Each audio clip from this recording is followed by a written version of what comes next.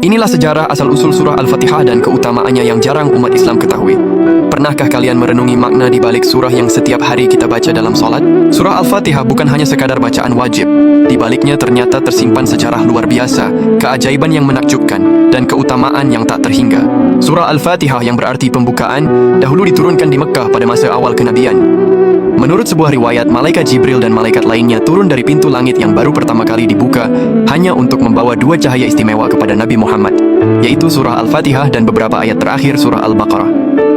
Saking agungnya surah ini, diriwayatkan bahwa iblis sampai menangis ketakutan saat Al-Fatihah diturunkan karena keberkahannya yang luar biasa.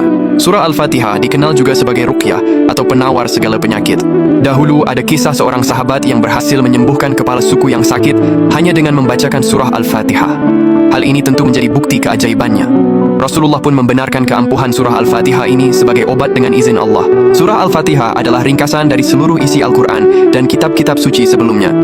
Semua ajaran mulai dari tauhid hingga petunjuk kehidupan terkandung dalam 7 ayatnya.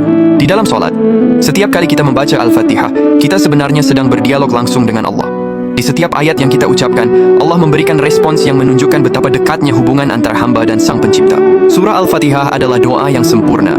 Di dalamnya kita memuji Allah, mengakui kebesarannya, memohon pertolongan, dan meminta petunjuk ke jalan yang lurus. Setiap keinginan dan kebutuhan hidup manusia tercakup dalam 7 ayat ini. Banyak ulama mengajarkan amalan membaca Al-Fatihah untuk melapangkan rezeki dan mengabulkan hajat. Salah satunya adalah dengan mengamalkannya secara rutin setelah solat wajib. Dengan memahami dan meresapi maknanya, surah Al-Fatihah memiliki kekuatan untuk menghilangkan kesedihan, kegundahan, kegelisahan, dan ketakutan dalam diri kita. Surah Al-Fatihah adalah hadiah istimewa dari Allah bagi umat Islam. Dengan memahami sejarah dan keutamaannya, semoga kita dapat membacanya dengan lebih khusyuk dan meresapi setiap maknanya. Allahumma salli ala Sayyidina Muhammad.